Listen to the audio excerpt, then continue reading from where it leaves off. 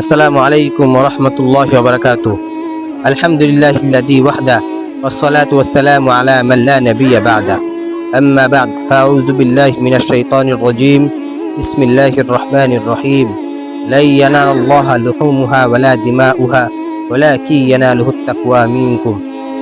আল্লাহ পাক রব্বুল আলামিনের দরবারে লাখো কোটি শুকরিয়া যে আল্লাহ পাক রব্বুল আলামিন আমাদেরকে হায়াতে জিন্দেগিতে বাঁচিয়ে রেখেছেন।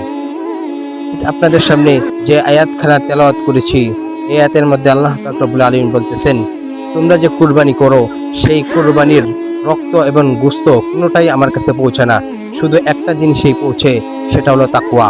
অর্থাৎ এই আয়াত দ্বারা বোঝা যায় যে যার যতটুকু তাকওয়া এবং সহি নিয়ত থাকবে তার ততটুকুই কুরবানি কবুল হবে।